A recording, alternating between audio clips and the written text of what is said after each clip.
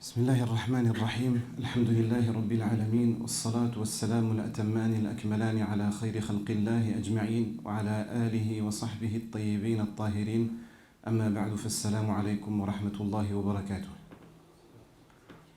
Masha'Allah, aujourd'hui tout est au niveau le plus élevé des nouveaux locaux, du matériel de dernier cri. Il n'y a que l'orateur. Il n'y a que l'orateur qui laisse à désirer. نسأل الله عز وجل أن يجبر الكسر وأن يغفر لنا ولكم.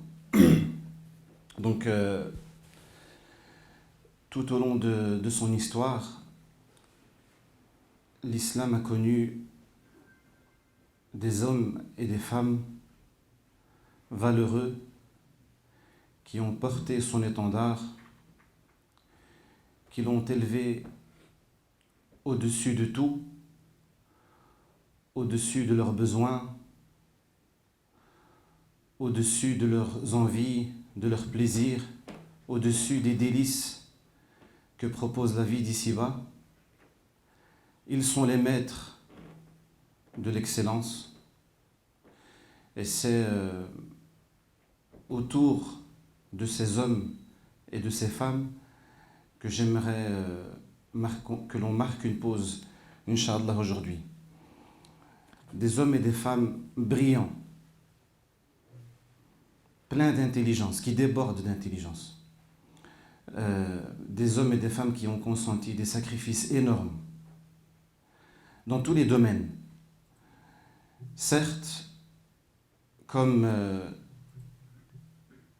je suis plus influencé dans mes lectures par le domaine du savoir, mes interventions ou mes choix d'aujourd'hui vont peut-être plus porter sur le domaine de la connaissance. Ça veut dire de ces sacrifices et des ambitions de ces gens, hommes et femmes, peut-être plus dans le domaine plus centré, axé sur le domaine de la connaissance. Mais il faut retenir qu'en réalité, ce n'est pas le seul domaine dans lequel ils ont excellé, que ce soit dans l'adoration, que ce soit dans le comportement, que ce soit dans tous les domaines qu'on peut imaginer, profitables pour eux-mêmes, pour la société et toute la communauté musulmane. Il y a à chaque fois des gens qui ont surpassé les autres et qui sont censés représenter nos modèles. Ils sont la fierté des musulmans. Depuis le début, depuis que l'histoire a commencé à écrire celle de la communauté de l'islam, ils sont la fierté de ces musulmans. Et souvent, leurs mérites sont reconnus même par des non-musulmans. Vous avez certainement pu lire des non-musulmans à travers les époques qui reconnaissent le mérite d'un tel dans tel domaine et de l'autre dans un autre domaine. Donc il est très important pour nous d'apprendre à connaître ces hommes et ces femmes qui ont marqué notre religion de leur empreinte. Il est important pour nous de nous rappeler mutuellement leurs mérites et de prendre connaissance de notre histoire. C'est notre histoire, souvent on l'ignore. Nous ne connaissons pas notre propre histoire. Des fois, nous connaissons pas mal de choses, mais en ce qui concerne notre histoire et nous sommes l'aboutissement de cette histoire. Nous arrivons à un moment donné où nous sommes censés reprendre le flambeau et continuer leur cheminement. Donc, il est important pour nous d'apprendre à connaître cette histoire valeureuse. Je rappelle, valeureuse. Et qu'il ne faut surtout pas avoir honte de cette histoire. Ne surtout pas avoir honte de toutes les étapes par lesquelles est passée notre religion. On entend beaucoup de nos frères et de nos sœurs qui s'identifient à des individus car ils les apprécient. Il y en a même qui deviennent des fanatiques, si on peut utiliser ce terme. Et peut-être que ce soir, il va y avoir des discussions bien animées concernant ces personnes ou certaines de ces personnes auxquelles s'identifient nos jeunes.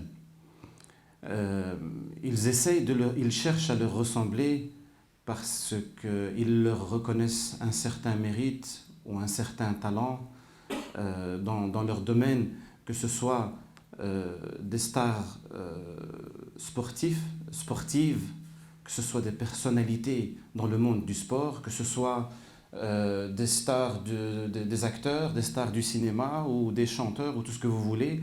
Il y a certains ou pas mal de nos jeunes, garçons et filles, qui cherchent, qui tentent à s'identifier. Et on voit des fois des choses surprenantes, certains qui vont même jusqu'à essayer de leur ressembler physiquement en passant par des chirurgies esthétiques, certains qui, tu peux peut-être, on va dire, tu peux peut-être dénigrer son frère, il ne va pas plus réagir que cela, mais si tu lui parles, si tu parles en mal ou pas assez en bien de son modèle, il risque de tout chambouler.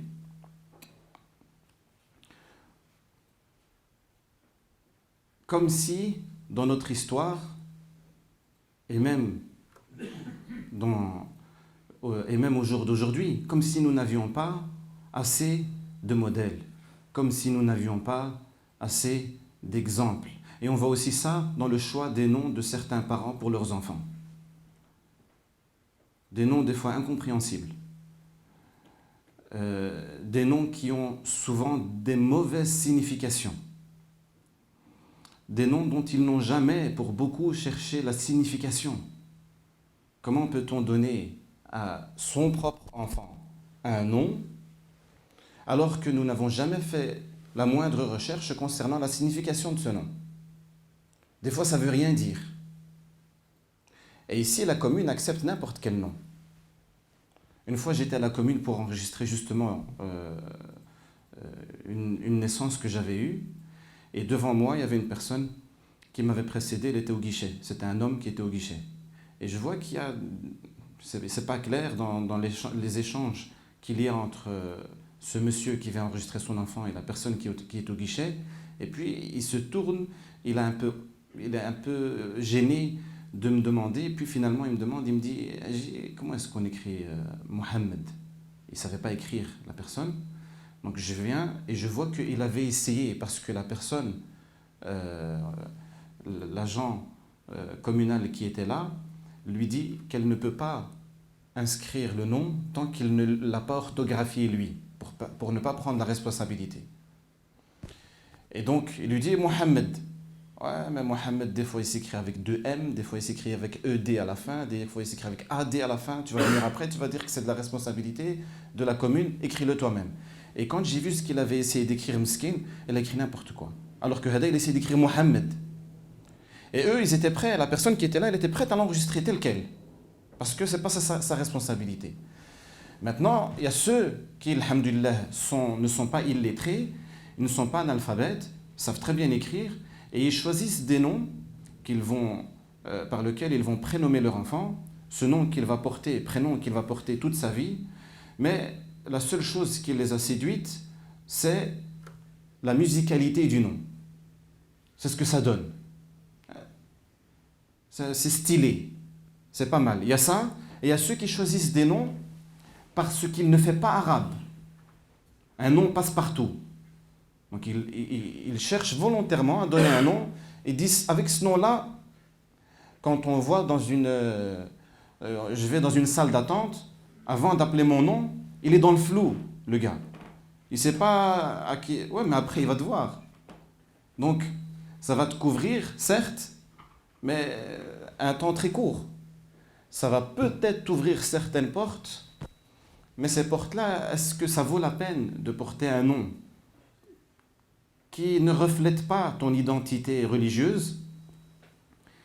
Même pas un peu, juste pour espérer, alors que le prénom, en tant que musulman, on recherche ce qu'ils appellent le bon augure, ou la bonne augure, je ne sais pas si c'est masculin ou féminin, la bonne augure via ce nom, on essaie ce qu'ils appellent en arabe tafa'ul, ça veut dire que tu donnes un nom qui, est, qui renferme des qualités, qui sous-entend des mérites, ben, tu espères que ton enfant, Inch'Allah, c'est comme si c'est en prénommant ton enfant de cette manière-là, tu lui fais l'invocation. C'est comme si c'était une invocation pour ton enfant. Tu l'appelles Saad, c'est comme si tu l'appelles Allahumma ja'alhu min as-su'ada. Tu cherches cela, sans parler du fait que tu as des modèles d'hommes qui ont de grands mérites, qui s'appellent comme ça. Ou toi, en même temps, tu dis, j'espère qu'il ressemblera, ne fût-ce qu'en partie, à telle et telle personne. Donc, vous voyez qu'il y a diverses raisons pour lesquelles il est intéressant et important pour nous de nous intéresser à ces personnes qui ont marqué notre histoire. Attention, quand je parlais tout à l'heure de ces personnes qui veulent s'identifier à des stars, etc., et qu'ils deviennent je voudrais attirer l'attention sur ce qui suit, c'est que je ne veux pas dire qu'il est interdit de reconnaître le talent de quelqu'un. Si par exemple il y a un sportif de très haut niveau qui excelle dans son domaine, je ne suis pas en train de dire il faut dire non, il est mauvais, parce qu'il n'est pas musulman. Ce n'est pas du tout ce que je suis en train de dire. On peut reconnaître le talent de quelqu'un, quelles que soient ses convictions, quelle que soit son attitude, sa conduite. Il peut être très mauvais, il peut combattre toute forme de religion, mais s'il a un talent dans un domaine, c'est un artiste quelque part, on peut reconnaître qu'il est bon dans son domaine. On peut même reconnaître que quelqu'un est bon parce qu'elle a une voix extraordinaire, même si elle chante des chants que nous, musulmans, on ne va pas écouter. Mais je vais reconnaître, elle a une très belle voix.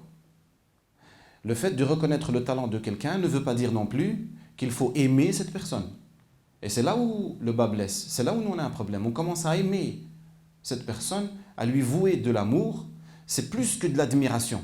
C'est pour ça que je disais, il y en a certains qui deviennent fanatiques. Il achète tout ce qui pourrait lui rappeler cette personne, et si tu viens lui dire « Ah, aujourd'hui, t'es pas... » tu risques les foudres et toute forme de colère de cette personne. Et c'est là où nous, on a un problème. On peut admirer le talent de quelqu'un en disant « Oui, il est bon dans son domaine », mais il ne faut pas pour autant que ça devienne mon modèle. Si lui, en dehors de son talent, il ne représente rien de nos valeurs. Si en dehors de son talent, il représente. Donc, reconnaître le talent de quelqu'un, c'est une chose, et l'admirer, le porter en admiration et le suivre dans tous ses déplacements, etc., ça c'est autre chose. Il ne faut pas mélanger les deux.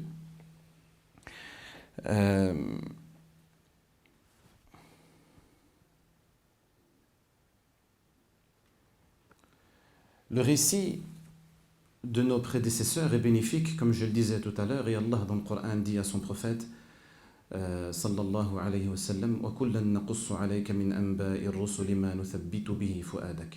Allah subhanahu wa ta'ala dans le Coran a compté de très nombreux récits des prophètes et des pieux qui ont précédé l'avènement de l'islam. Et Allah dit à la fin de Surat Hud qu'Allah, lorsqu'il choisit de compter ces récits, c'est dans le but, l'objectif de raffermir le cœur de son messager. Donc, on a ici dans le Coran l'une des raisons pour lesquelles le fait de relire, de prendre connaissance de la vie, la biographie, des récits de ces pieux prédécesseurs, elle est bénéfique. Elle est bénéfique parce que toi, en tant qu'être humain, Allah Azza wa Jal t'a préparé pour pouvoir profiter de ces récits. T'es comme ça. Quand on va te conter des récits, tu vas nécessairement épuiser une force, tu vas nécessairement épuiser un modèle, un exemple à suivre. Et l'imam Abu Hanifa rahimahullah disait « Siyaru rijal ahabbu ilayna min kathirin min al-fiqh » La biographie des hommes, elle est plus aimée j'aime plus, dans une version ahabbu ilayya, je préfère la biographie de ces hommes valeureux, pas n'importe qui, la biographie de ces hommes, al-rijal, que beaucoup de questions de droit islamique. Et le premier qui mérite d'être évoqué à la tête de ces hommes et de ces femmes, c'est le prophète Mohammed sallallahu alayhi wa sallam, bien sûr. Et nous devrions aussi en vérité évoquer les autres prophètes et messagers. Mais j'ai choisi plutôt de plus me concentrer sur des hommes et des femmes qui ne sont pas messagers. Je ne dis pas qu'il y a des femmes messagers, même si c'est un avis chez les ulama. Je veux dire que je veux plus me concentrer sur les non-messagers et les non-prophètes, parce que le Coran reste la référence et peut-être que ce serait le sujet d'une autre conférence, et que peut-être qu'on s'identifie aussi à des hommes et des femmes qui ne sont pas autant favorisés que les prophètes et les messagers. C'est souvent le cas. Donc c'est deux manières de voir les choses, même si les prophètes, ils ont été envoyés, c'est leur mission comme modèle. Donc on laisserait ça pour d'autres occasions. Et en plus, alhamdoulilah, il y a eu pas mal de sujets qui ont été traités là-dessus. Et le prophète Mohammed sallallahu alayhi wa sallam, que dire de lui? Que dire de lui? On ne sait même pas par où commencer. Il faudrait encore une fois une série de conférences rien que le concernant sallallahu alayhi wa sallam. Et Allah dans le Coran, je me contenterai juste de certains versets. Allah dans le Coran dit wa innaka la'ala khuluqin azim. Tu sais pas dire mieux concernant le prophète Mohammed sallallahu alayhi wa sallam. Il l'a vanté complètement. Il a fait ses éloges. Il a fait les éloges de toute sa personne. Il y a des versets du Coran qui mettent en valeur le regard. Ma zagha al-basar wa ma tagha. Il y a des versets du Coran qui mettent en valeur des parties qui constituent la facette de la personnalité prophétique. Et ce verset, wa innaka, toi complètement, la'ala khuluqin azim, tu es doté du meilleur des comportements. Ce verset suffirait comme éloge divin pour son serviteur et messager sallallahu alayhi wa sallam.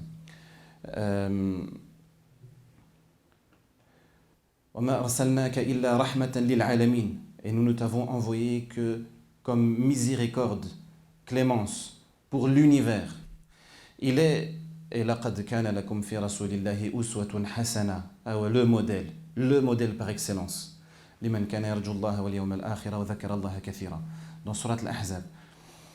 Et le prophète Mohammed sallallahu alayhi wa sallam, il est le premier enseignant de tous ces hommes et de toutes ces femmes que nous allons citer. Et c'est à lui que revient le mérite entier, puisqu'il est al-mu'allim, al-awwal, sur terre. Il a été choisi par Allah pour ses qualités et ses mérites. Il a été préparé depuis toujours. Donc, tous ceux que nous allons citer, en vérité, leur mérite à eux revient au mérite du prophète sallallahu alayhi wa sallam, comme dit un cheikh, rahimahullah.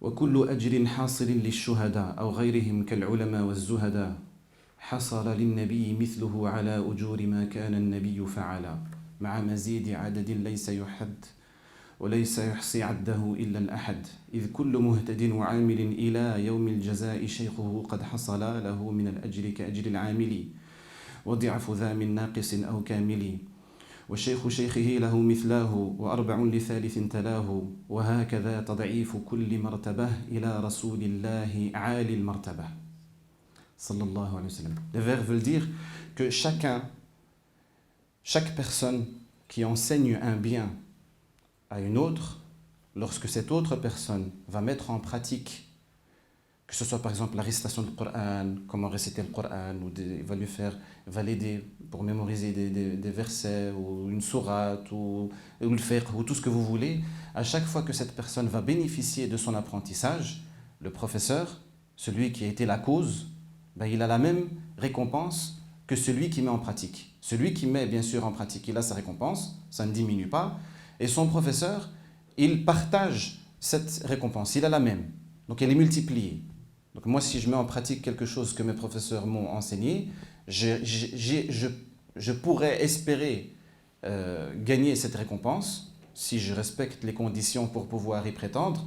Mais mes professeurs qui m'ont enseigné cela, ils vont avoir la même récompense qui s'ajoute à ce qu'eux auraient pu accomplir, sans que cela ne diminue chez moi quelque chose. Et eux, ils seront la cause pour que leurs professeurs qui leur ont transmis reçoivent la double récompense. Ça veut dire que leurs professeurs à eux, ils auront aussi la récompense que moi j'ai accomplie, que leurs élèves ont accompli directement, et ainsi de suite, jusqu'à Nabi sallallahu alayhi wa sallam. Imaginez la quantité au jour, des récompenses et des rétributions que le prophète sallallahu alayhi wa sallam va avoir parce qu'il a été celui qui a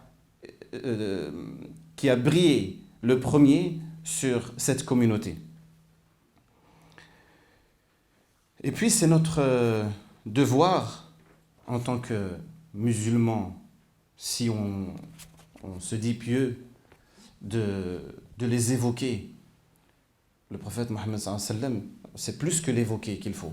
C'est normal, ça fait partie de notre foi, de notre pratique, dans chaque prière. Et ainsi. Mais les autres, c'est notre devoir de les évoquer, de faire des invocations pour eux, vu ce qu'ils ont dû endurer pour nous transmettre cette religion. والذين جاءوا من بعدهم يقولون ربنا اغفر لنا ولإخواننا الذين سبقونا بالإيمان. Et c'est donc une voie tracée même par le Coran, de demander le pardon pour ceux qui nous ont précédés, ne pas les oublier, les évoquer. والترحم عليهم.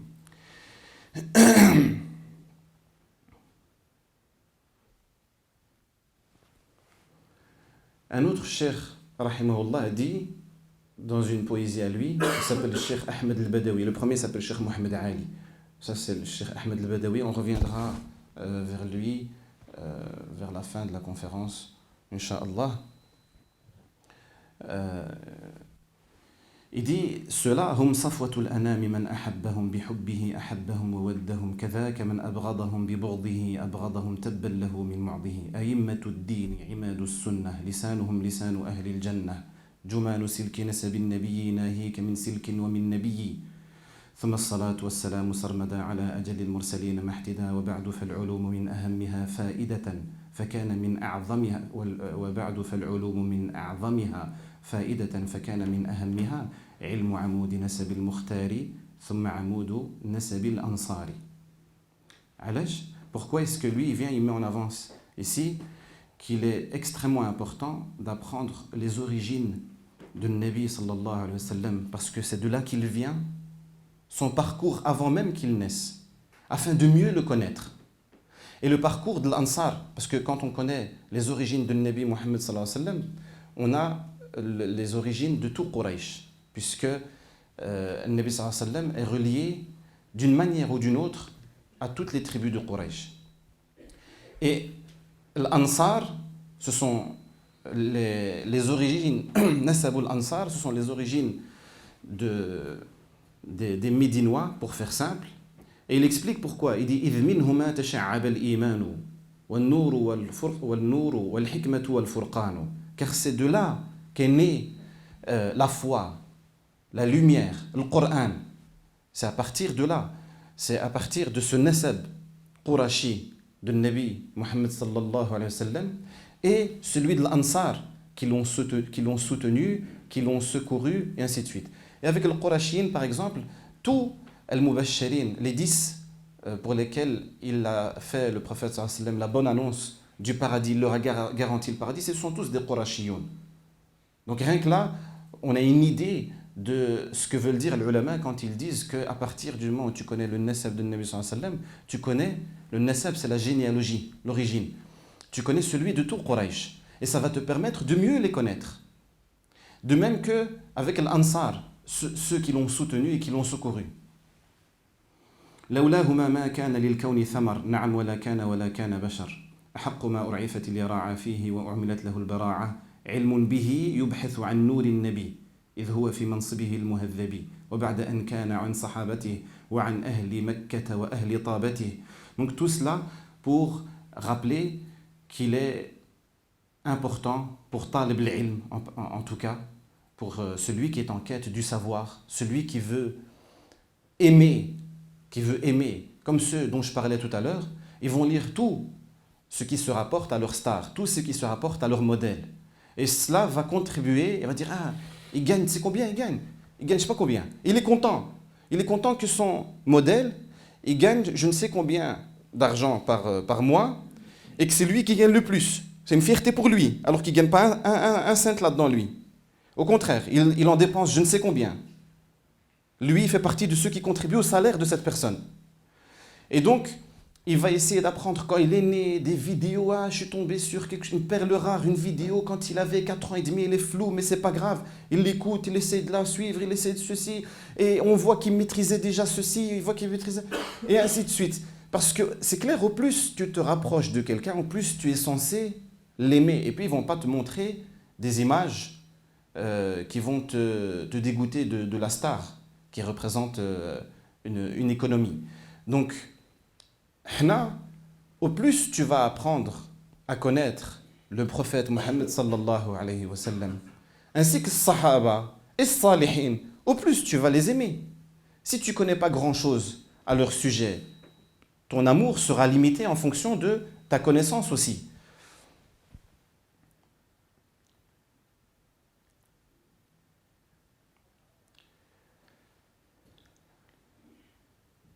Il dit وَلَيْسَ لِلْبَاحِثِ فِي عِلْمِ السِّيَرِ بِدُونِهِ إِلَّا حِكَايَةُ الْخَبَرِ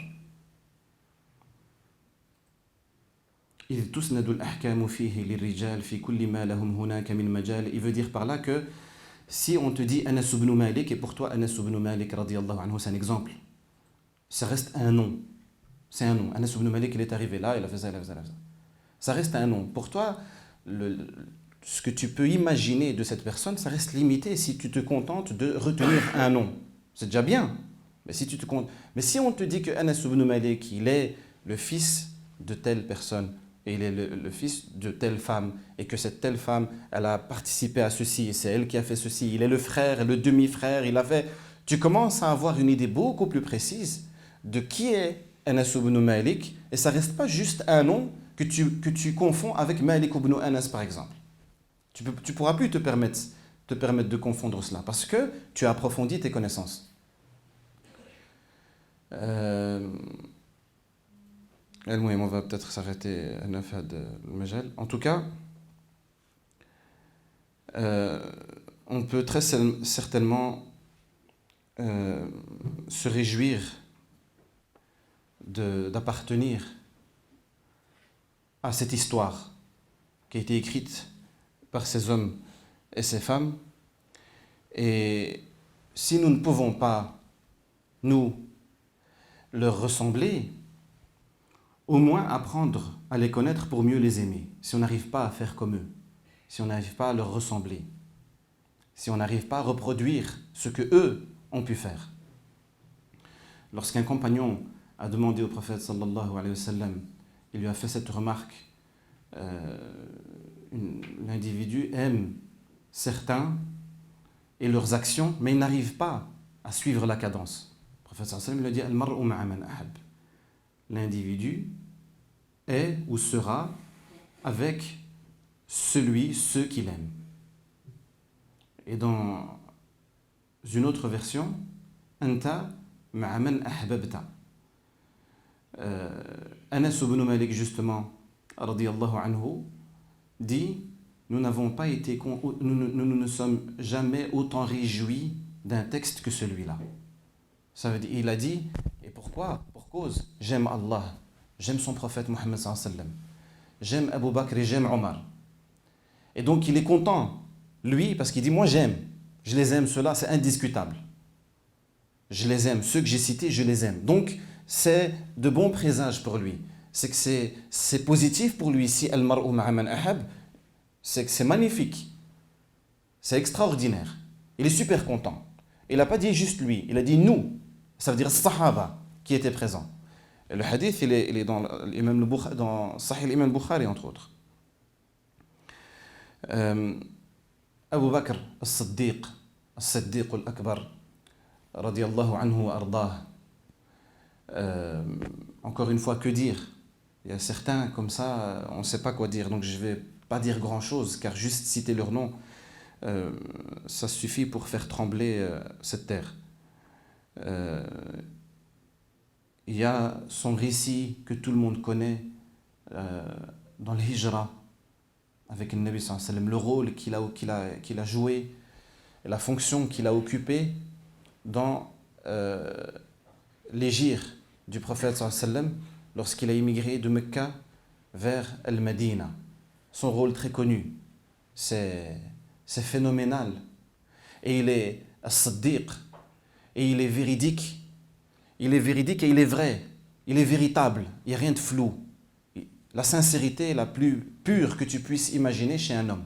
Il est le meilleur de cette communauté après le prophète sallallahu alayhi wa sallam. Le meilleur homme. Et il y a le fameux récit que rapportent certains lorsqu'il était calife et que Omar ibn al-Khattab radiyallahu anhu l'a suivi après la prière de l'Fajr pour voir qu'est-ce qu'il faisait. C'était quoi son habitude? Quelles étaient les habitudes de Abu Bakr le matin? Parce que Abu Bakr radiyallahu anhu, dans ce récit, ne rentre pas chez lui. Il prie le Fajr, il reste un certain temps à la mosquée pour évoquer Allah subhanahu wa ta'ala, et ensuite il s'en va, mais il prend une direction autre que celle de la maison. Et un jour, Omar ibn al-Khattab, dans ce récit, choisit de le suivre pour en apprendre plus sur ce qui se passe. Il veut savoir. Et il le voit entrer dans la maison, dans une maison, y rester un certain temps, puis en sortir. Il le laisse s'éloigner, puis il arrive voir qu'est-ce qui se passe dans cette maison. Il frappe à la porte, il entre, et il voit qu'il y a une femme, une vieille dame âgée, aveugle, avec des enfants. Ils sont en train de prendre leur petit déjeuner. Et il dit « Qui êtes-vous » Ils disent « Oui, on est... » La dame répond, donc personne tout à fait simple et ordinaire. Elle dit « C'est qui l'homme » Il dit « C'est qui l'homme qui est entré là ?»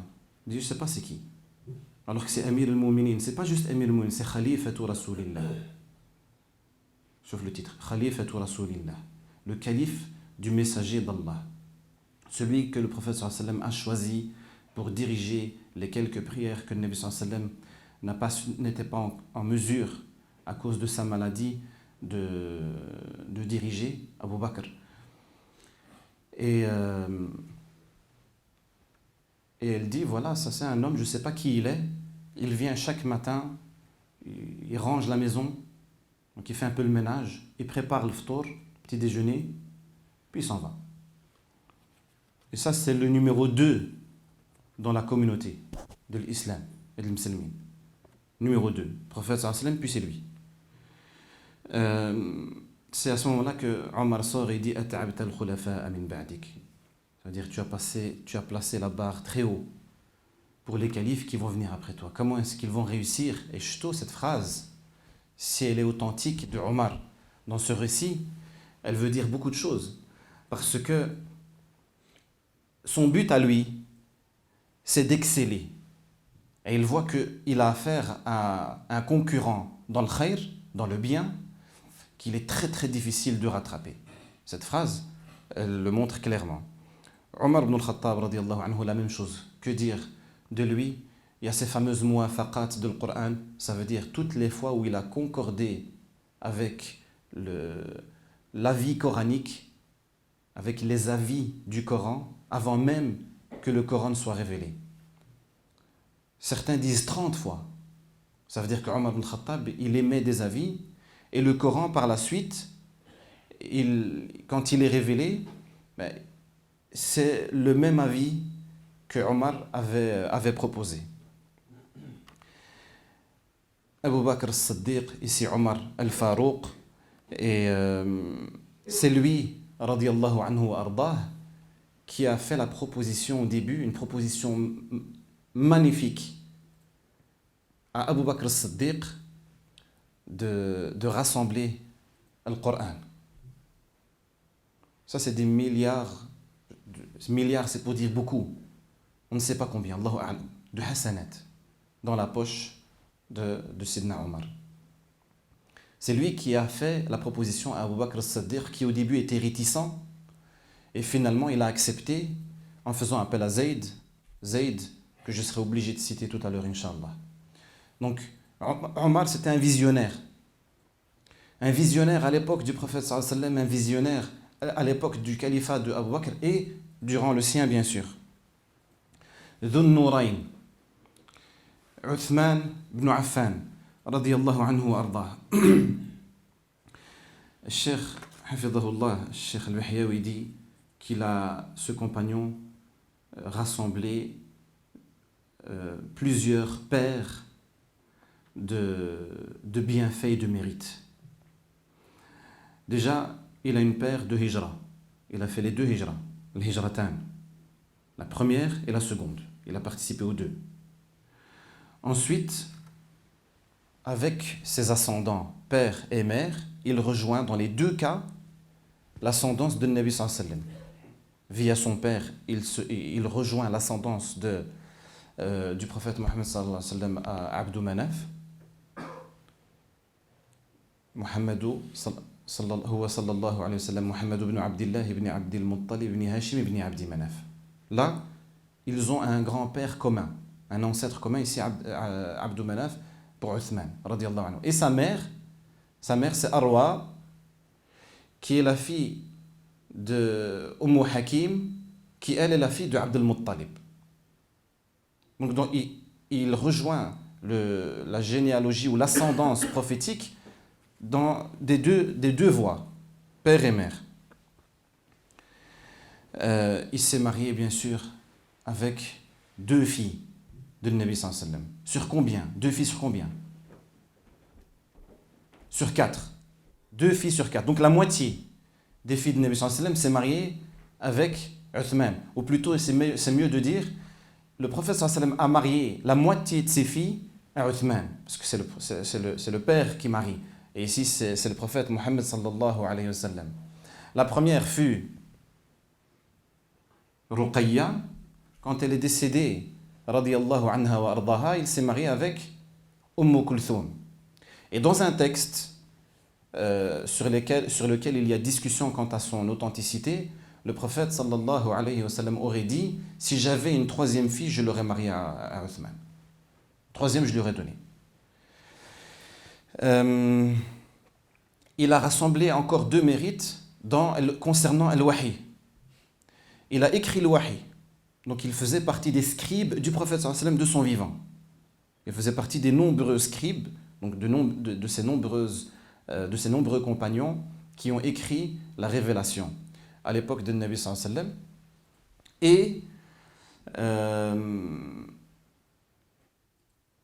Et il a étudié le Coran dans son entièreté avant de l'époque du prophète Mohammed sallallahu alayhi wa sallam. Ce n'est pas tous les compagnons qui ont pu mémoriser l'entièreté du Coran. Lui, il en fait partie. Les ulama disent qu'il a rassemblé aussi entre 3 ha, la lettre ha, la lettre en arabe ha. La première, c'est kana yuhyi al-layl. Ça, c'était une particularité très connue chez Uthman, radiyallahu anhu. Ça veut dire il veillait la nuit, il accomplissait qiyam al-layl. C'était une habitude il ne manquait jamais qiyam al-layl. Et c'est de lui qu'on rapporte qu'il lui arrivait de clôturer le Coran entier dans une seule raka'a, une seule unité. Cheikh Mohammed ibn Mohammed al-Mukhtar, al-Shanqiti, le faqih de Médine, l'actuel, il dit: dans ma jeunesse, c'est quelque chose que je n'arrivais pas à concevoir. Et je discutais avec un de mes camarades qui, lui, essayait de défendre la possibilité de. Il dit: je suis rentré chez mon père un jour et je lui ai évoqué la discussion que j'ai eue avec mon camarade, et il lui a dit, son père, il lui répond, il lui dit: Abni, il m'arrive des fois de commencer de ftatih le Coran au début de la nuit et j'arrive à la fin de le Coran dans la même nuit sans m'en rendre compte. C'est son père qui lui dit en direct qu'il était obligé de se remettre en question. Ensuite, Le deuxième ha, tastahyi minhu al-malaika. Ça veut dire que c'est de lui que le Nabi sallallahu alayhi wa sallam parlait lorsqu'il a dit Ala astahyi min rajulin tastahyi minhu al-malaika. Comment ne pourrais-je faire pas preuve de plus de pudeur envers un homme que même les anges marquent des signes de pudeur le concernant. Il était extrêmement pudique. C'est pour ça que le Nabi sallallahu alayhi wa sallam l'était encore plus quand il le recevait. Lui, il était extrêmement pudique. Il dit, je n'ai jamais touché mes parties intimes, je n'ai plus jamais touché mes parties intimes avec la main droite à partir du moment où ma main a touché celle du prophète sallallahu alayhi wa sallam. Même si on sait que ça fait partie des bienséances d'éviter à tout prix, certains l'interdisent catégoriquement, de toucher ses parties intimes avec la main droite. Et la troisième, c'était le récit de Hira, où il est rapporté qu'il était avec le prophète sallallahu alayhi wa sallam sur Hira, et que le Hira a tremblé. Donc il y a les deux récits. Il y a le récit de Uhud et Hira, il est dans les deux. Uthman, radiyallahu anhu. وأحد كذا حراء دركا لما ارتقى عليهما تحركا فسمعا كلامه فسكنا لولا الكلام لهما ما سكنا ذلك تقدير الإله عزا بأمره سكنا واهتزا. Donc vous avez les deux récits. Le deuxième récit qui parle de Hira, il est rapporté entre autres par Muslim, par l'imam Muslim rahimahullah, ainsi que l'imam Tirmidhi et autres. Et dans certaines versions, il est dit qu'il était seul. Dans d'autres, il est dit qu'il était presque avec l'entièreté de l'Ashara qui sont promis au paradis.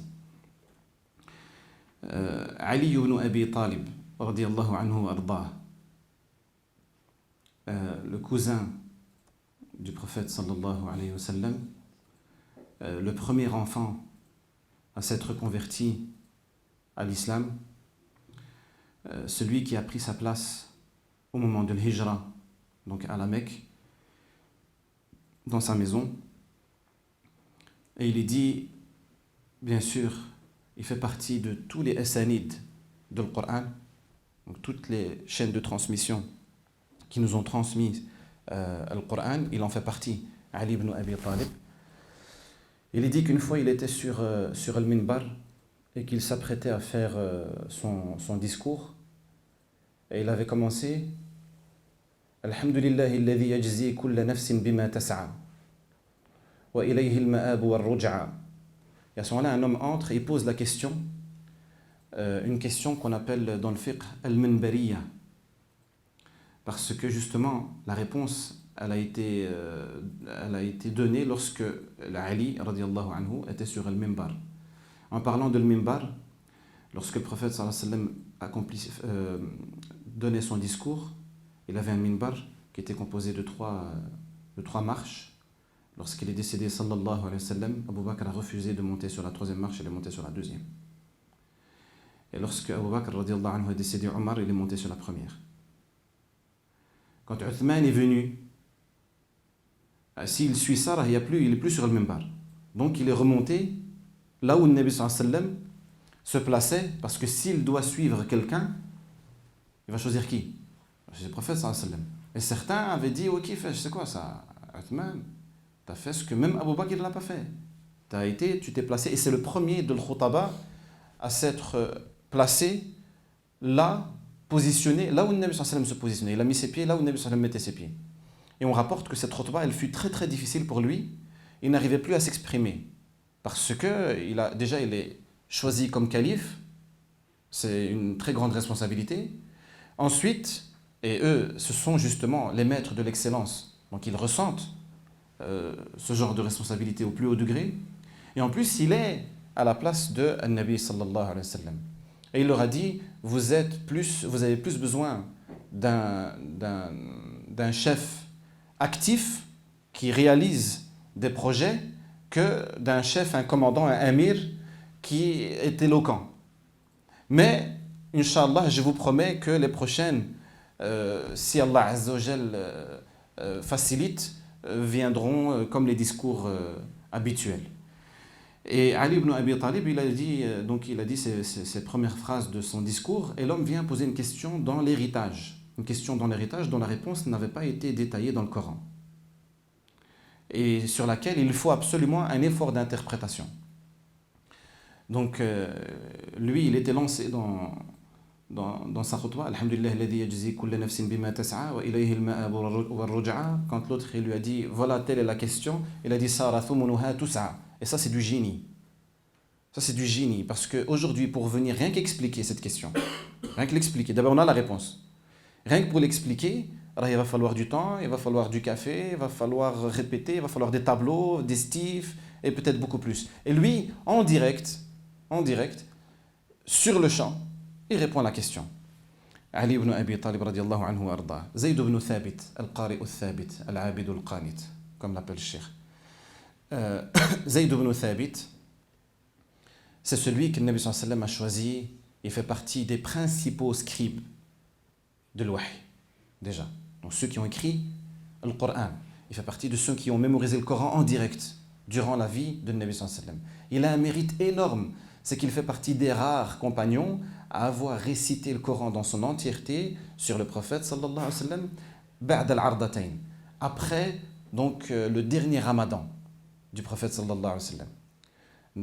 Vous savez que chaque ramadan, le prophète sallallahu alayhi wa sallam recevait la visite de Jibril et il révisait le Coran ensemble. Ça veut dire le prophète sallallahu alayhi wa sallam révisait le Coran avec Jibril. Lors du dernier ramadan, après lequel le Nabi sallallahu alayhi wa sallam va décéder, il l'a révisé 2 fois sur Jibril. Donc tout ce qui aurait pu être abrogé, etc., tout ça a été réglé à ce moment-là. Et Zayd fait partie de ceux qui, après, donc pas juste après, il était là bien sûr avant, mais même après, il a bénéficié de cette proximité, de cette intimité avec le Nabi sallallahu alayhi wa sallam après l'Ardatayn. C'est ce qui a aussi élevé son niveau et son mérite par rapport aux autres. Il n'est pas le seul, mais il en fait partie. Et c'est pourquoi Abu Bakr as-Siddiq, lorsqu'il a été convaincu par Omar qu'il faut rassembler les parties du Coran qui sont les parties écrites, quand je dis rassembler, c'est les parties écrites du Coran qui sont dispersées ci et là chez Sahaba, les rassembler pour avoir une copie complète de tout le Coran, qui va rester chez l'Amir, qui sera une référence. Ils ont tous les deux été d'accord que celui qui doit occuper la fonction du président, la personne principale qui va s'occuper de cette fonction, c'est Zayd ibn Thabit. Ils l'ont appelé, et encore, il fallait le convaincre. Donc il a dit, si vous m'auriez demandé de déplacer une montagne pierre par pierre d'un endroit à un autre, j'aurais préféré que rassembler le Coran. Et des fois, on voit certains qui, quand on leur confie des missions qui sont assez importantes, ils la prennent d'igna, comme on dit. Il n'a pas froid aux yeux. Il s'avance, quelle que soit la mission que tu lui confies. Il n'a jamais fait le khutbah de sa vie. Tu lui dis, fais le khutbah, il dit, bismillah, inshallah. Internet aujourd'hui, kada. Et subhanallah, il n'a pas froid aux yeux. Et des fois, tu vois des ulama qui paniquent. Une question, une question. Ça, c'est, je crois, le cas le plus courant. Des questions religieuses, il s'avance là-dedans, il répond, il dit, je pense, je crois, j'ai entendu, je me souviens bien, c'est kada. Et il est là, lancé dans des masaïl. Et il y a pire, il y a ceux qui non seulement ils font ça, mais en plus ils dénigrent les ulama. Quand tu lui dis, il y a un avis qui dit ça, il dit, qui a dit ça, c'est qui se fout qui a dit ça, etc. C'est qui se fout qui a dit ça. Je n'aimerais surtout pas, comme dirait Rachid Haddash, je n'aimerais surtout pas être à ta place lorsqu'il y aura une file de l'ulama. Ceux que tu as évoqués, toi, quand tu as dit, c'est qui se fout qui a dit ça. C'est fou, là. Quand ils feront la file yawm al-qiyamah pour demander leur dû parce que tu les as dénigrés. Au moins tais-toi. Al-hilmu zaynun was-sukutu salamatun. Idha nataqta fala takun mihdhara. Si tu parles, ne sois pas bavard. Ma in nadimtu ala as-sukuti bimarratin. Je n'ai jamais regretté le silence. Wa laqad nadimtu ala al-kalami mirara. Et oh combien de fois j'ai regretté de m'être exprimé, d'avoir parlé. Zayd ibn Thabit radiyallahu anhu wa ardah, lorsque le Nabi sallallahu alayhi wa sallam décède, un jeune homme qui a entre 10 et 15 ans, il y a une version qui dit 13 ans, qui répond au nom de Abdullah ibn Abbas. Ce n'est pas une montagne, c'est une chaîne de montagnes, à lui tout seul. il comprend que c'est lui qu'il faut viser. Et c'est chez lui qu'il faut apprendre l'ilm. Zayd ibn Thabit. Je reviendrai sur Abdullah ibn Abbas. Zayd ibn Thabit, le prophète sallam, l'histoire, le récit, il est dans Sahih al-Bukhari, il l'appelle un jour et il lui confie une mission. Une mission prophétique.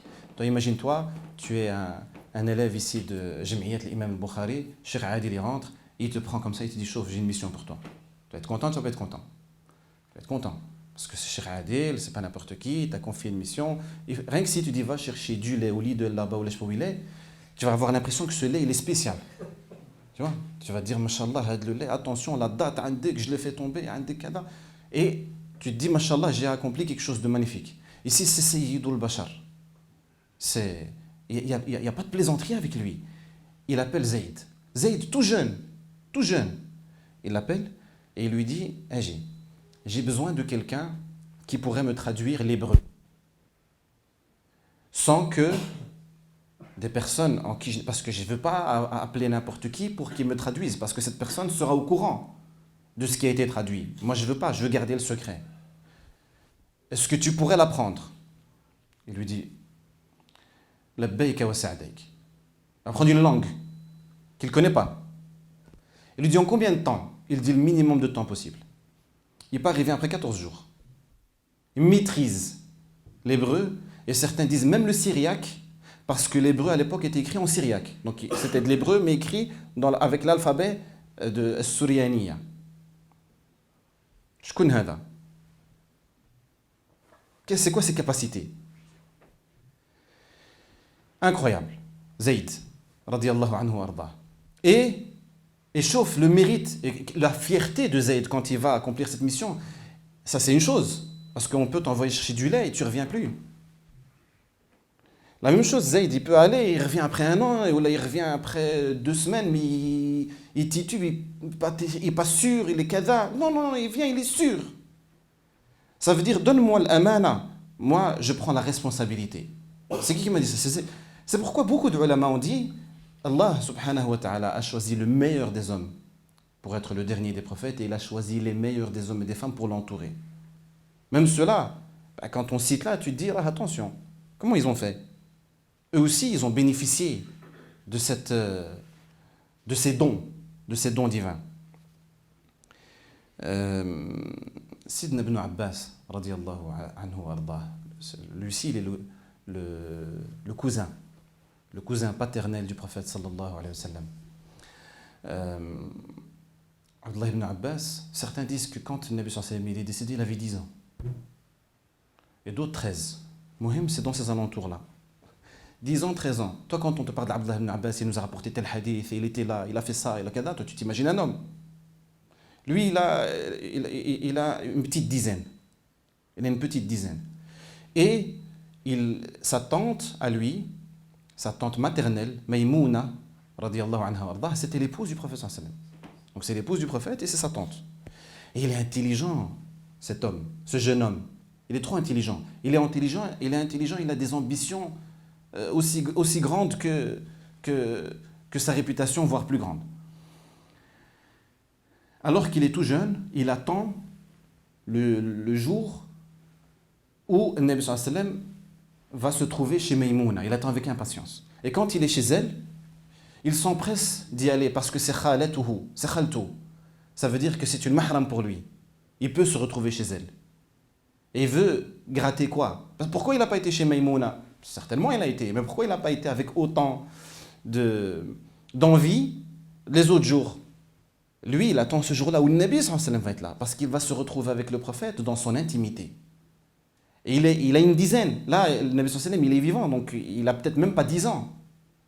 Et il est là et il scrute les moindres faits et gestes du prophète. Et il les rapporte. Et nous, on en bénéficie. Vous vous souvenez de quoi? شحال de milliards de hasanat عاود chez Abdullah ibn Abbas. Il dit, j'étais là, je me suis couché, parce que le Nabi sallallahu alayhi wa sallam s'est couché, et j'ai pi ce qui se passe. Il dit, le Nabi sallallahu alayhi wa sallam nama hatta nafakh. Il a dit, il s'est endormi.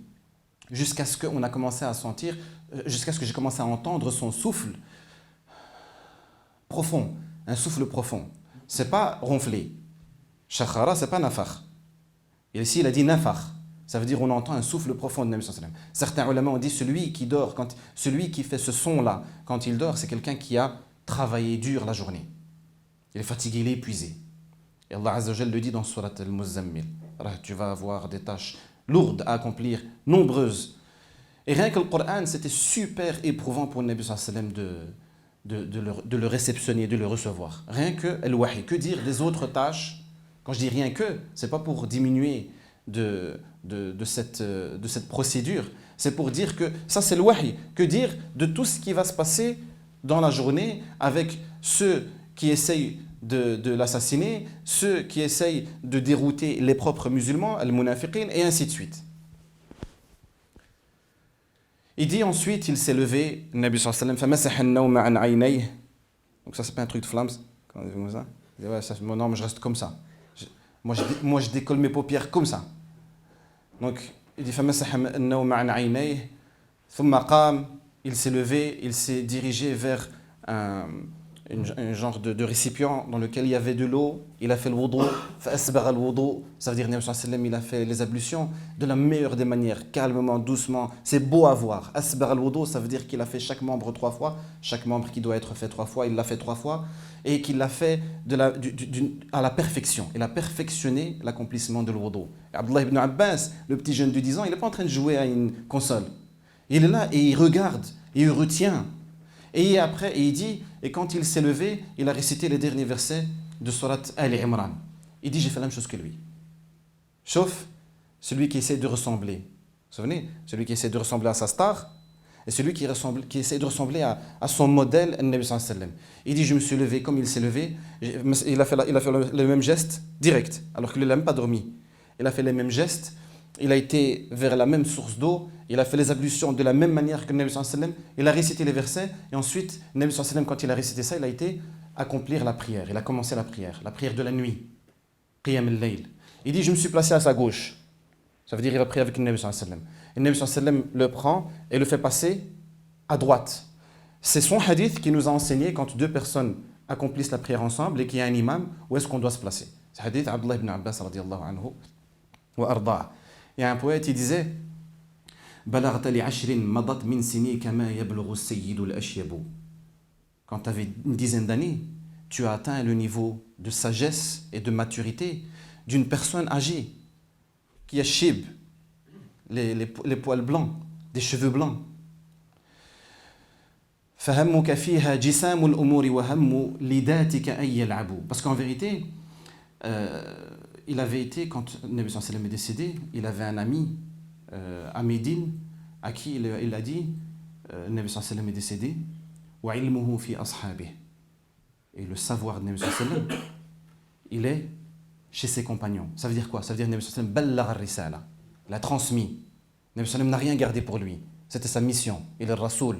Un message, il lui a été révélé pour qu'il le transmette. Et il l'a transmis. Il dit viens, on va apprendre, on va aller chez eux, récolter ce savoir. Peut-être qu'un jour on aura besoin de nous dans cette communauté. L'enfant, c'est un enfant, parce qu'Abdullah ibn Abbas c'est un enfant. L'autre il lui dit, tu penses qu'un jour on va avoir besoin de nous? Laisse-moi jouer. Il a laissé Abdullah ibn Abbas, il a été apprendre. Ce ne fut que 3 ans après. 3 ans après, Omar ibn Khattab, il le prend dans Majlis Shura. Il le prend dans l'assemblée des grands compagnons. Avec le récit que vous connaissez, dans lequel les autres compagnons lui disent, nous aussi on a des enfants de son âge. Chauffe. Donc ça veut dire que l'époque de Abu Bakr as-Siddiq, elle est déjà terminée. Maintenant c'est Omar qui est au pouvoir et il prend avec lui, il se fait accompagner de Abdullah ibn Abbas chez ses grands sahaba. Et il est encore petit, Abdullah ibn Abbas. La preuve c'est que les autres compagnons s'interrogent et disent, pourquoi tu l'amènes avec nous? Pourquoi tu l'amènes? Pourquoi tu le fais participer à ce genre de réunion qui, tu vois bien, il n'y a que des personnalités, des grandes personnalités de Sahaba. Il dit, nous aussi on a des enfants de son âge, on les laisse chez nous. Il a dit, huwa mimma ta'lamun. Il a dit, lui il est spécial. Et il les avait interrogés sur le tafsir de Surat Idha Ja'a Nasrullahi wal Fath. Et c'est Abdullah ibn Abbas qui a fait un tafsir spécial d'un enfant qui était meilleur que le tafsir des autres compagnons qui étaient là. Et Omar ibn Khattab, il a confirmé que c'est la même chose qu'il avait compris de Idha Ja'a Nasrullah. En fait, il avait compris la même chose qu'Abdullah ibn Abbas, radiyallahu anhu.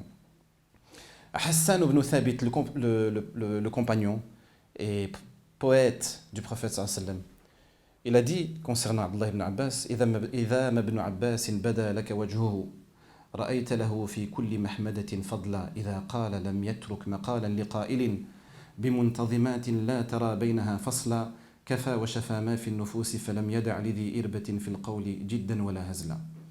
هذا il fait référence aussi à un discours qu'a fait Abdullah ibn Abbas lors de l'Hajj. Il était le cheikh. C'est comme maintenant quand on dit il y a un groupe qui va faire le Hajj, il y a un cheikh qui est là pour répondre aux questions, etc.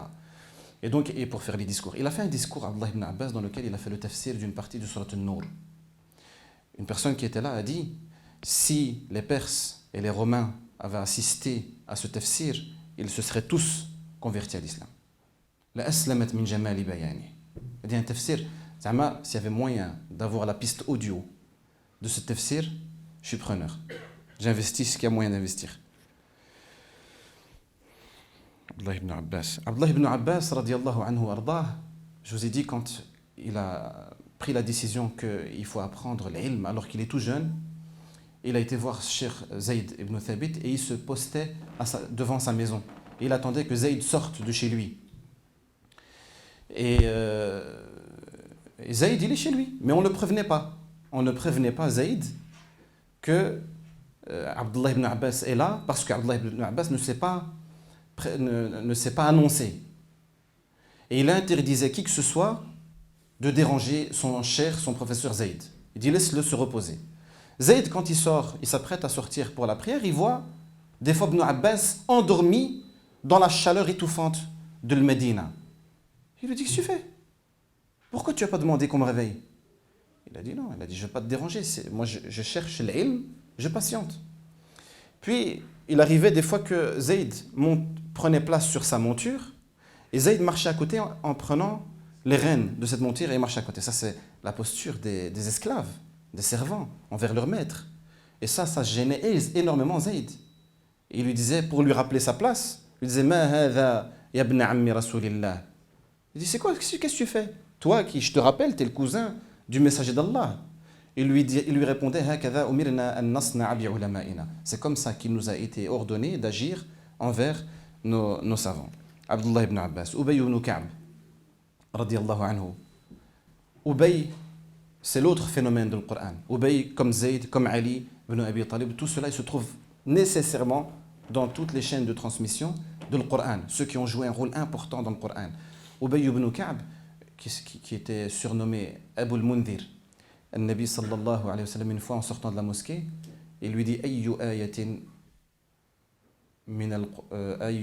ma'aka min al-Qur'ani a'zamu.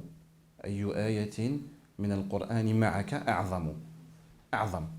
Ayyu ayatin a'zamu fi al-Qur'an. C'est quoi pour toi le verset par excellence, le verset qui se démarque de tous les autres dans le Coran? Donc c'est le prophète sallallahu alayhi wa sallam qui pose la question à Ubay. Il veut savoir quelle sera la réponse de Ubay. Et Ubay répond, il dit Ayat al-Kursi. Aujourd'hui, vous allez dire c'est simple. Dans tous les cadres, il y a Ayat al-Kursi. Je vous rappelle qu'aujourd'hui, c'est 1400 ans avant cette question. Ça veut dire qu'il n'y avait pas ces cadres. Il n'y avait pas encore Pourquoi il y a ces cadres? Parce qu'il y a des textes, parce qu'il y a tous ces textes qui nous ont enseigné la valeur de cette ayah, de ce verset. Et lui, à ce moment-là, il n'y avait pas encore ces textes-là. Ça veut dire que, comme disent les ulama, il a fait plus rapide qu'un ordinateur. Il a passé dans son esprit les versets du Coran et il a remarqué que celui-là, il a dit: c'est quoi le sujet le plus important? C'est l'unicité d'Allah subhanahu wa ta'ala. Et celui-là, il met l'accent sur l'unicité d'Allah. Il lui a dit: c'est celui-là. Le Nabi sallallahu alayhi wa sallam lui a répondu: liyahnika al-ilm. Hani'an laka al-ilm. Il a félicité pour le ilm qu'Allah lui a donné. Ubay ibn Ka'b. Et donc, je ne vais pas plus m'attarder.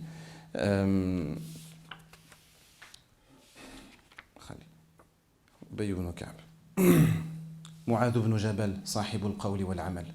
Mu'adh ibn Jabal, celui que le Nabi sallallahu alayhi wa sallam a choisi pour être son messager. Donc, il est le messager du messager d'Allah. Rasoulu Rasulillah. C'est lui qui l'a choisi et il a dit dans un texte: A'lamukum bil halali wal harami Mu'adh.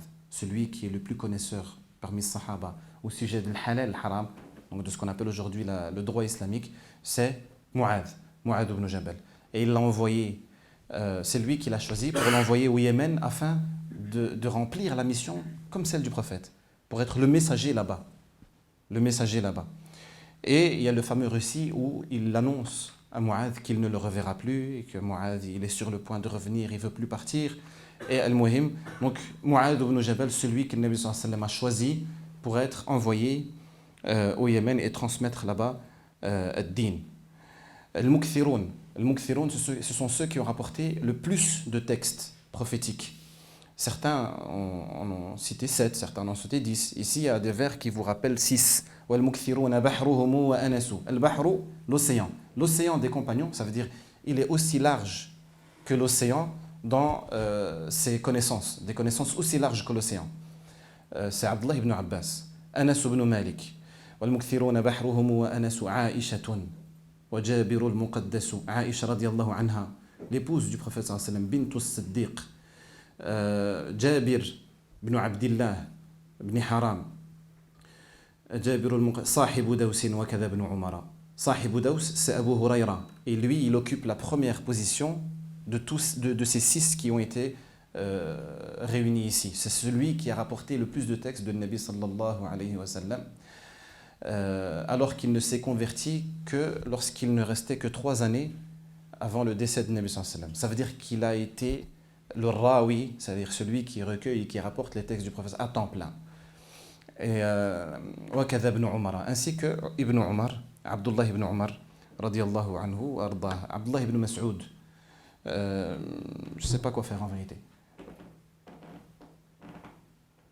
parce que je voulais à un moment donné arriver à des gens qui sont plus proches de notre époque, pour pas qu'on se dise ça, ce sont les compagnons, ils ont été choisis, tu l'as dit toi-même, c'est normal, nous on n'est pas des compagnons, on n'est pas des prophètes, on est juste des pions, et donc c'est normal qu'on n'arrive pas à atteindre leur niveau.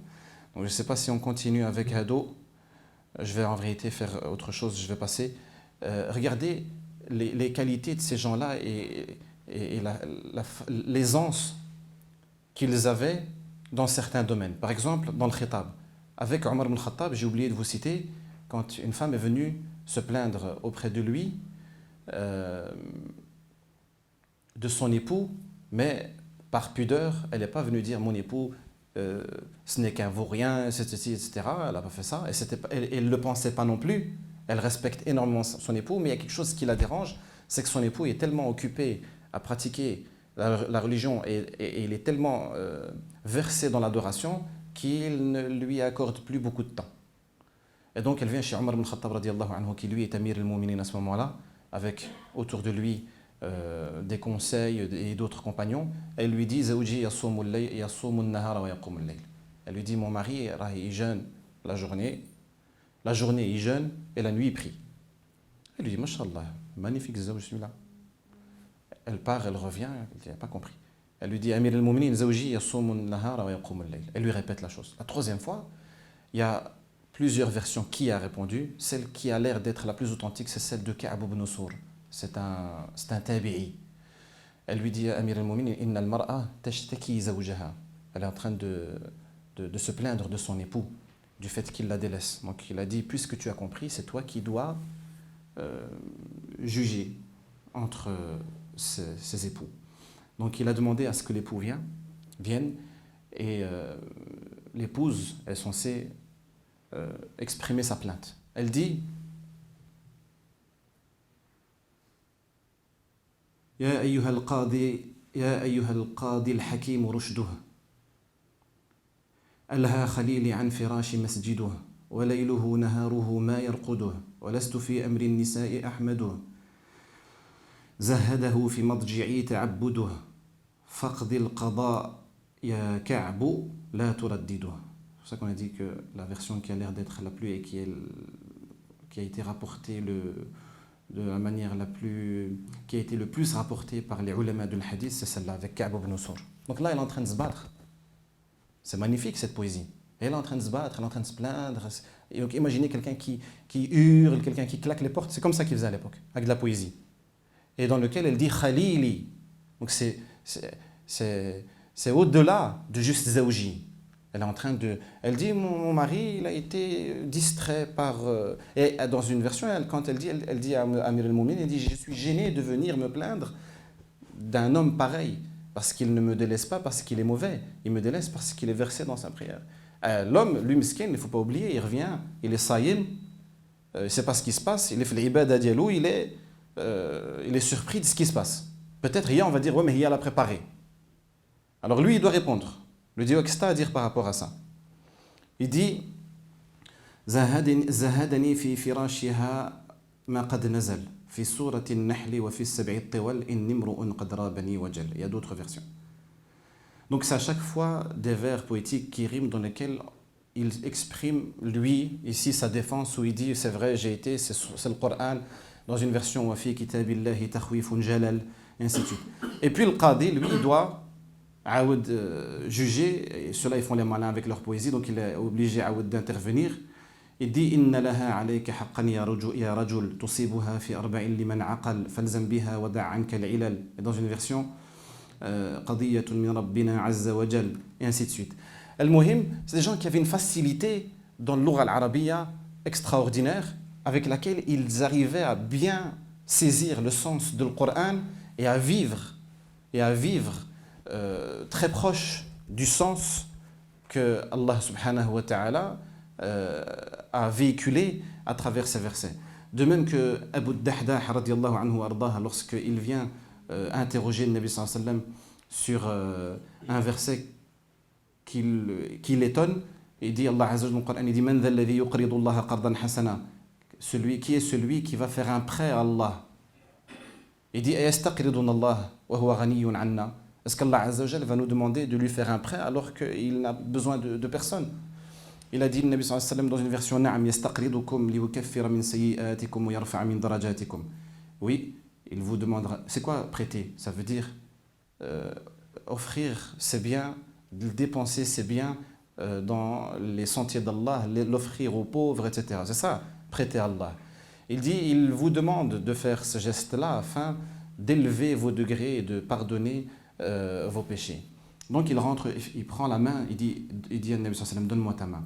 Il prend la main de Nabi sallallahu alayhi wa sallam, il lui dit, je te prends comme témoin, ainsi que je prends Allah comme témoin ainsi que toi, que j'offre, j'ai 2 palmeraies.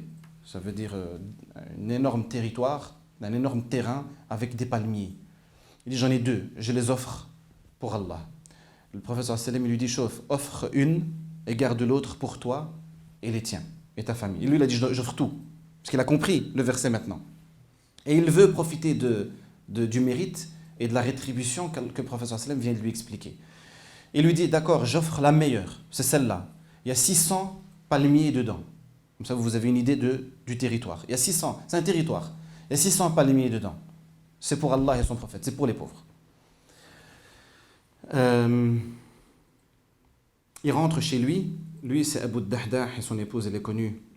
Dahdah, il lui dit بيني من الحائط بالوداد فقد مضى قرضا إلى التنادي أقرضته الله على اعتمادي بالطوع لا من ولا ارتداد إلا رجاء الضعف في المعادي والبر لا شك خير زادي يقدمه المرء إلى التنادي. Il lui dit, sors, toi et les enfants. Parce que ses enfants et elle étaient dans le jardin, ils étaient en train de récolter les dattes qui sont tombées. Juste celles qui sont tombées. Ils étaient super riches. Et il y a certains ulama qui disent celui qui possédait une partie d'un palmier se suffisait toute l'année. Parce qu'il mangeait, il vendait une partie, etc. Que dire de celui qui a un palmier entier? Que dire de celui qui en a 600? Il lui dit, sors toi, parce que je l'ai offert à Allah Azza wa Jal, je compte en profiter, yawm al-qiyamah, etc. Et elle lui dit, بشرك الله بخير وفرح مثلك أدام لديه ونصح قد متع الله عيالي ومنح بالعجوة السوداء والزهو البلح والبر والمرء يسعى وله ما قد قدح طول الليالي وعليه ما اجترح. Donc, elle lui répond avec une grande sérénité, elle est contente, elle le félicite. Je lui dis que c'est ta fait, t'es fou, tu m'as pas demandé mon avis, j'ai pas signé, etc. Elle le félicite. Elle le félicite, elle est contente pour lui, elle est contente pour ses enfants, elle est contente pour elle d'avoir participé, que cette famille, elle a participé à faire ce don.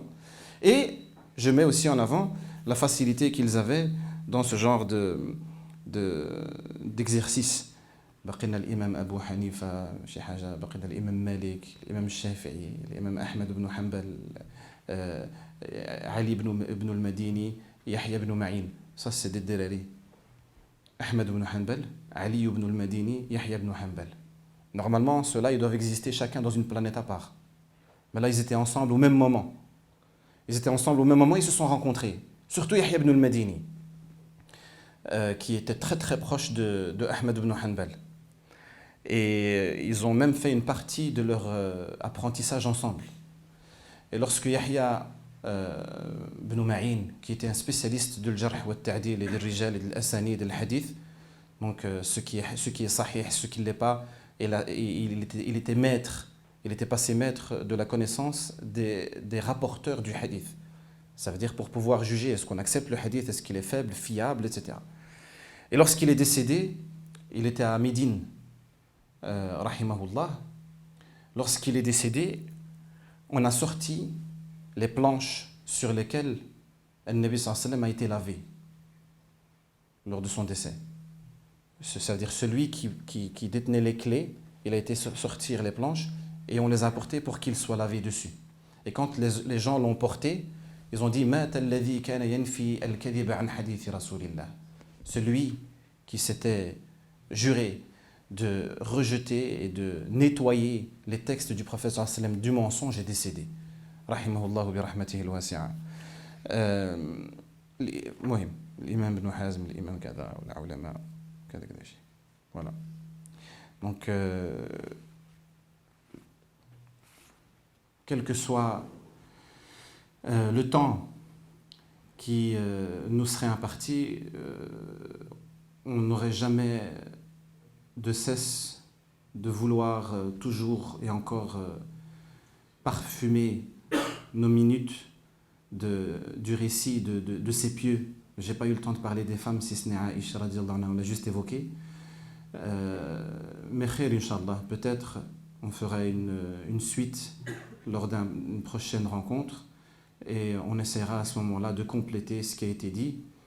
Je m'excuse aussi, on était pressé au début, il fallait vite gagner du temps. Je m'excuse aussi pour l'énorme retard que j'ai. Il y a une partie où j'essayais de terminer la préparation pour qu'elle soit claire, parce que j'avais rassemblé, ce n'est pas un manque d'implication, j'ai rassemblé la matière, mais j'essayais de peaufiner pour que ce soit clair. J'essayais de faire ça par date et je n'ai pas vu le temps passer. Et quand on m'a appelé, j'étais sur le chemin et je n'ai pas fait les bons choix des routes. Il y a Cheikh Adil qui a dû m'appeler pour m'orienter dans Bruxelles. Cheikh Hafidahullah, il oriente les gens في الدين et il oriente les gens في الطريق. Donc, jazahullah khayran. En tout cas, حفظكم وجزاكم الله خيرا. وأسأل الله بعزته وجلاله أن يغفر لنا ولكم ما سلف وكان من الذنوب والعصيان وأن يختم لنا بخاتمة أهل الإيمان. سبحان ربك رب العزة عما يصفون وسلام على المرسلين والحمد لله رب العالمين.